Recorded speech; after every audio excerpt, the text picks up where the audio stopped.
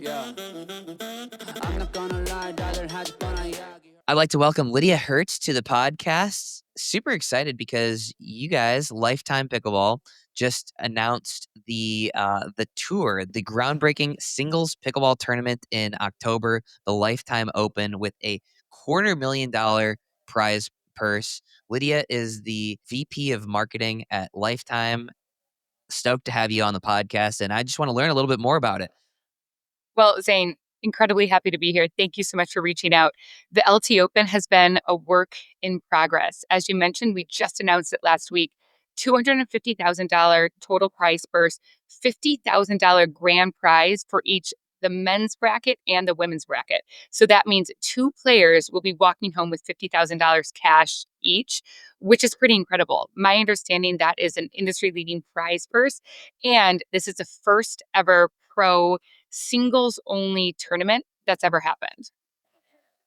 Yeah, so why focus on singles only? That's my first question. That's curious. We've never had a singles only tournament to my knowledge, or at least a pro one.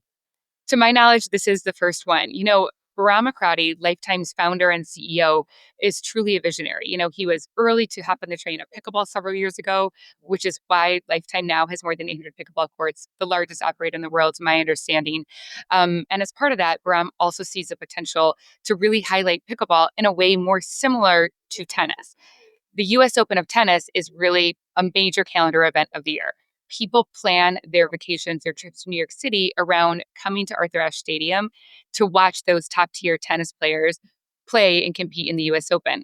We all know that tennis is most popular in singles, and we actually think on the big picture from the athleticism on display, from spectators, from that on-site experience, that a lot of that kind of one-on-one excitement really translates over to pickleball as well.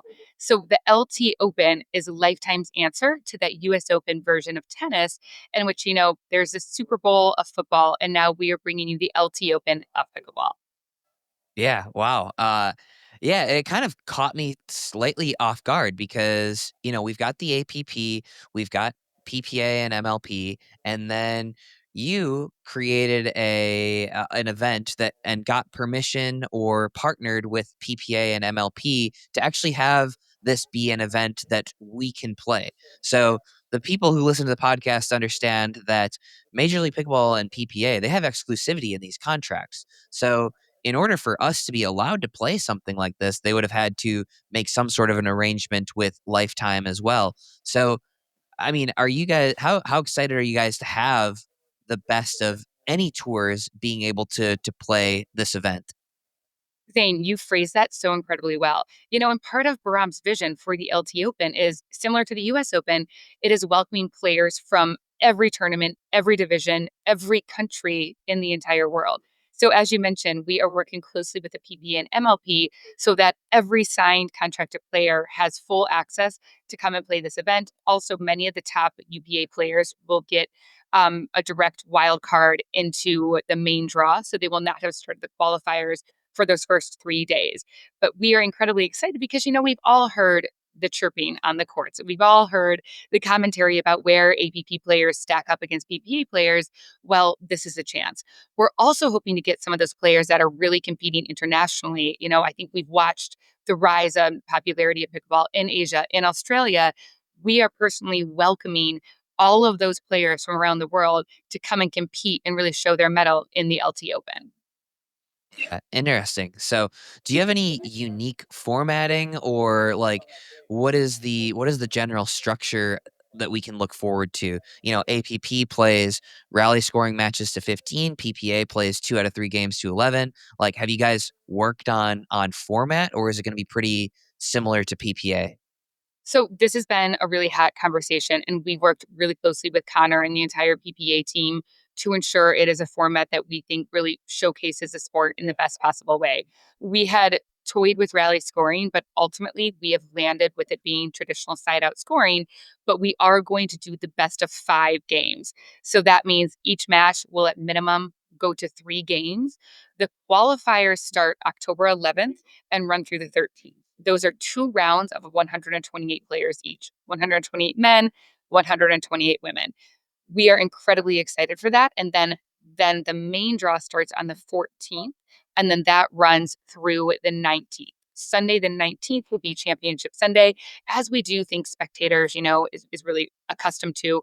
We're working with the PPA on broadcasting all of these events from the qualifiers all the way through the championship, and we are highly expecting or hoping for ESPN2 to come in for at least a portion of that Championship Sunday to really highlight what I'm kind of hearing, the way people talk about this singles only event, whether it's Baram or I've also spoken with Salome, a large female singles player, is that this is the gladiator of pickleball. It's one on one. It's only you against, in that case, kind of your enemy. You're not able to depend on your teammate. Like, it is really a different sport, both physically and mentally. And that's what we're really, really excited to see. Yeah, I'm excited to see this as well. I think it's very unique, and it's mimicking one of the better elements from tennis, where it sounds to me like this is, maybe with the exception of qualifying, it's seems like one round per day, one longer Exactly. round per day, right? Like you have in tennis tournaments, you normally have a round per day. We're used to playing multiple different events or multiple matches in a single day, and so bringing it to, you got one match 3 out of 5, I like that. I like that a lot. But talking about the commitment that Lifetime has been making to pickleball as well, obviously you are the largest provider of sports in the country. I wanna ask you a couple of questions about the new, Lifetime Pro 48 pickleball. I guess it's not crazy new. Hey, look at Yep. that, on cue, Just perfect. just happen to have one. Yep. Just in case, I'm a big fan. Uh, Not everybody is. It's different, and it's interesting to me. What I didn't even realize when I reviewed the Lifetime Ball was that it's not a USAP approved pickleball. It's got too many holes. So, like, take me through that. Are you okay being non-USAP approved? What does that mean to you? Like, was it a consideration? Like, just talk me through how we ended up with a Lifetime pickleball. We're rebels, clearly. We are really embracing the fact that we have more holes. We are called the LT Pro 48 because there are 48 holes. The current USAP standards are that there is no more than 40 holes. So 40 holes is that traditional pickleball to date. We're in talks with USAP. We'll see what happens. We're not opposed to that. But really, the way the ball came about is our founder, Baram, he's a big pickleball fanatic. He loves to play pickleball. And according to like his experience, which I think many of us have had, the ball was a problem, whether that was the inconsistent bounce or that it felt too slow depending on a different climate, or that it just broke and wasn't really sustainable. It was a pain. So Lifetime has all these courts nationwide. And if you're playing with balls that aren't really measuring up to what you want that potential or that opportunity to be, if you're in the case of Baram and this kind of visionary who is also an engineer by trade, before he started Lifetime, he did graduate college with an engineering degree. He just made I his didn't know own that. ball. Yes. So that is really where it came about. And so the holes, like they're evenly spaced all around the ball. So I don't know if you've noticed this, if you kind of rest it on a flat surface, it will just continue to roll. Unlike many of the other balls, the edges of these holes are chamfered, which I think is like a fancy way of saying like it doesn't have that rough edge where it will not rest on one of these holes. And the evenly spaced holes all the way around the ball make for that consistent bounce that, Zane, I have loved your quote when you first reviewed it about how this ball, anything you say about it, like it has a consistent bounce. And when you're playing with it, you know where that will be. Yeah, I mean, that's what I noticed, and I think I said in my review, the consistent bounce leads, like, completely changes the game, because right now we have to wait for the ball to bounce and react to where it bounces to a certain degree. You can actually unlock the strategy of taking the ball on the rise when you know where it's going to bounce. So I've been a big fan. I think it's ridiculous that it's a great ball and it's not USAP approved. Like, I'm sure you're not going to comment on that, but like, I don't care whether the ball has 2 holes, 0 holes, or 1,000 holes.